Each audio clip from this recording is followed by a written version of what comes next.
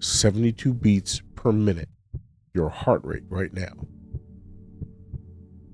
95 mg/dl, your blood glucose level.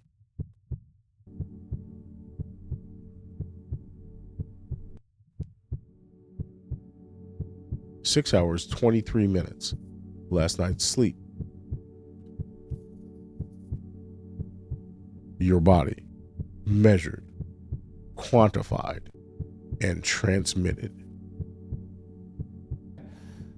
We're about to launch one of the biggest advertising campaigns in HHS history to encourage Americans to use wearables. It's a way of people can take control over their own health. They can take responsibility. They can see, as you know, what food is doing to their glucose levels, their heart rates, and a number of other metrics as they eat it. And they can begin to make good judgments about their diet, about their physical activity, about the way that they live their lives. We think that wearables are a key to the MAHA agenda, making America healthy again. And we are going to, my vision is that every American is wearing a wearable within 4 years. June 2025, Robert F. Kennedy, Secretary of Health and Human Services, Make America Healthy Again, announced a plan to put health trackers on every American within 4 years. My vision is that every American is wearing a wearable within 4 years. Imagine an Apple Watch, an Oura Ring, a glucose monitor, all of it voluntarily, they say. Make America healthy again. But here's what they don't tell you. Where does that data go? That's right. The Ellison Web, Wearables. Part 3. Your body is the next data point.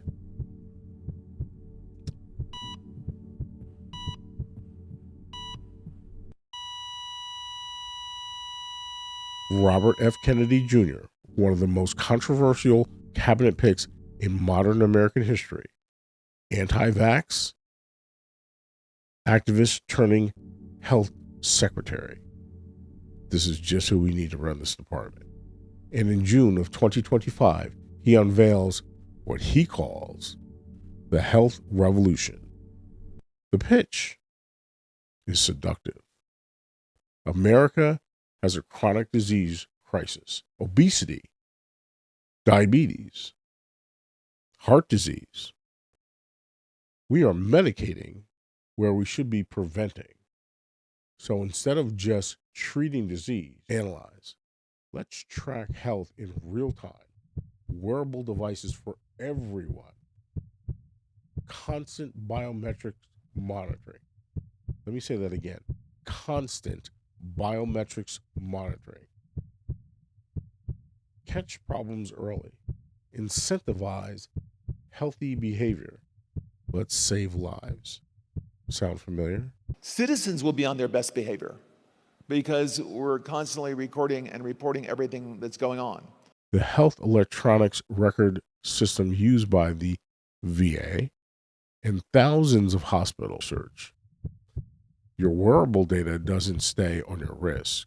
It flows through apps, through insurance platforms, through employers' wellness programs, through healthcare providers.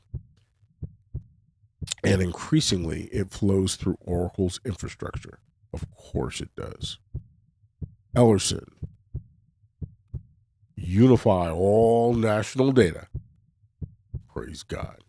Difference between Ellison and God is God doesn't think he's Ellison. Dubai, February 2025.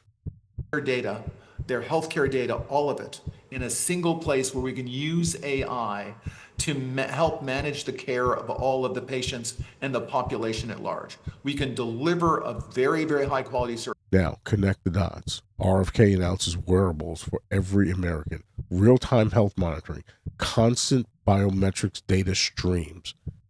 Ellison has spent years building the infrastructure to store, unify.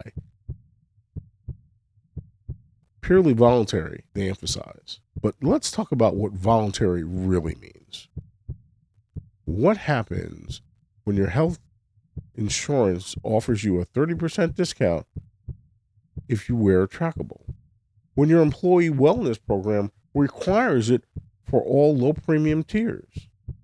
What happens when Medicare or Medicaid says, we'll cover your diabetes if you wear a glucose monitor and share the data voluntarily?